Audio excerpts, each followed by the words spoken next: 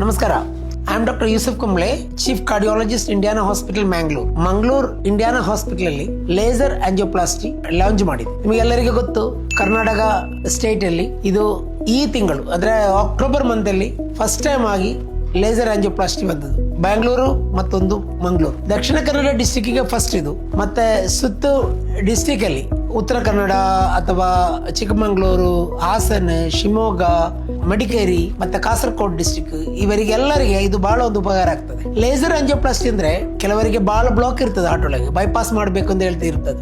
Angioplasty ಮಾಡಕ್ ಆಗಲ್ಲ ಅಂತ ಡಾಕ್ಟರ್ಸ್ ಹೇಳಿರ್ಬೋದು. ಆ ಸಂದರ್ಭದಲ್ಲಿ ಲೇಸರ್ ಆಂಜಿಯೋಪ್ಲಾಸ್ಟಿ ಇದ್ರೆ ನಮಗೆ ಯಾವ ಬ್ಲಾಕ್ ಆಂಜಿಯೋಪ್ಲಾಸ್ಟಿ ಮಾಡೋದಕ್ಕೆ ಆಗುದಿಲ್ಲ ಅಂತ ಅವ್ರು ಹೇಳ್ತಾರೆ, ಅದು ಲೇಸರ್ ಆಂಜಿಯೋಪ್ಲಾಸ್ಟಿಯಲ್ಲಿ ಸರಿ ಮಾಡಬಹುದು.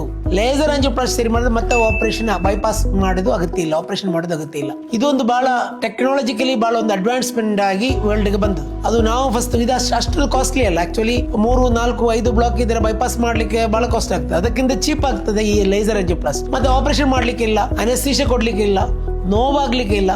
ಬೆಳಿಗ್ಗೆ ಬಂದು ಮಾಡಿ ಸಾಯಂಕಾಲದ ನೆಕ್ಸ್ಟ್ ಡೇ ಬೆಳಿಗ್ಗೆ ಡಿಸ್ಚಾರ್ಜ್ ಮಾಡಿ ಹೋಗ್ಬೋದು. ಇದು ಒಂದು ಯೂಸ್ ಮಾಡಬೇಕು. ದಕ್ಷಿಣ ಕನ್ನಡ ಮತ್ತೆ ಉತ್ತರ ಕನ್ನಡ ಸರೌಂಡಿಂಗ್ ಡಿಸ್ಟ್ರಿಕ್ಟ್ ಎಲ್ಲವರು ಈ ಒಂದು ಟೆಕ್ನಾಲಜಿ ಬ್ಲಾಕ್ ಇದ್ದವರು ಯೂಸ್ ಮಾಡಿದರೆ ಬಹಳ ಅನುಕೂಲ ಆಗ್ತದೆ. ಇಂಡಿಯಾನಾ ಹಾಸ್ಪಿಟಲ್ ಅಲ್ಲಿ ಈ ತರ ಅಲ್ಲ, ಯಾವ ಟೆಕ್ನಾಲಜಿ ವರ್ಲ್ಡ್ ಅಲ್ಲಿ ಫಸ್ಟ್ ಬರ್ತೀವಿ ನಾವು, ಫಸ್ಟ್ ಅದು ಇಂಡಿಯಾನಾ ಹಾಸ್ಪಿಟಲ್ ಅಲ್ಲಿ ಬಿಫೋರ್ ಕಮಿಂಗ್ ಎನಿ ಡೇ ಇಂಡಿಯಾದಲ್ಲಿ ಏನು ಟೆಕ್ನಾಲಜಿ, ಲೇಟೆಸ್ಟ್ ಟೆಕ್ನಾಲಜಿ ಇಂಡಿಯಾದಲ್ಲಿ ಬರ್ತದೆ ಅದು ನಾವು ಇಲ್ಲಿ first only we are launching the technology so that the patient of these Karnataka people will be benefited. Also Kerala people will be benefited because we are bordering state of Kerala and Karnataka. This is the laser catheter.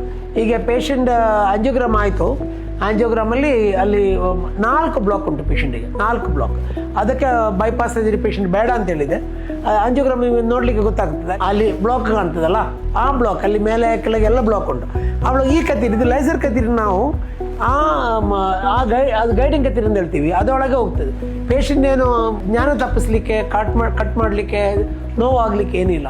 ಒಂದು 5 ನಿಮಿಷದಲ್ಲಿ ಈ ಕತೀರ್ ಒಳಗೆ ಹೋಗಿ ಅಲ್ಲಿ laser ಮಾಡ್ತಾ ಇರ್ತದೆ. ಅವಾಗ block ಎಲ್ಲ ಸರಿ ಆಗ್ತದೆ.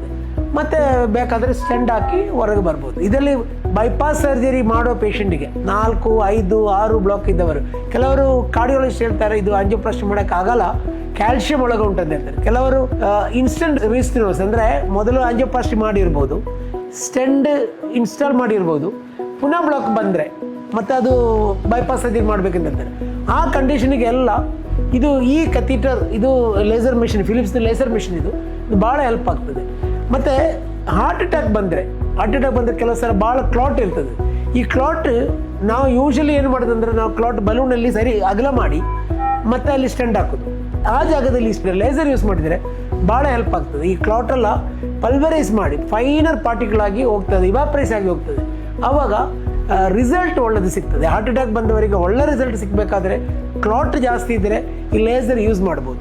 ಸೊ ಇನ್ ಶಾರ್ಟ್, ಲೇಸರ್ದು ಯೂಸ್ ಅಂದರೆ ಭಾಳ ಕಂಡೀಷನಲ್ಲಿ ಎಲ್ಲ, ಹಾರ್ಟ್ ಅಟ್ಯಾಕ್ ಬಂದವರಿಗೆ, ಭಾಳ ಬ್ಲಾಕ್ ಇದ್ದವರಿಗೆಲ್ಲ, ಬೈಪಾಸ್ ಬೇಕು ಅಂತ ಹೇಳಿದವರಿಗೆಲ್ಲ ನಾವು ಲೇಸರ್ ಯೂಸ್ ಮಾಡಿ ಒಂದು ವೆರಿ ಗುಡ್ ರಿಸಲ್ಟ್ ನಮಗೆ ಇದರಿಂದ ಸಿಗ್ಬೋದು. Thank you very much.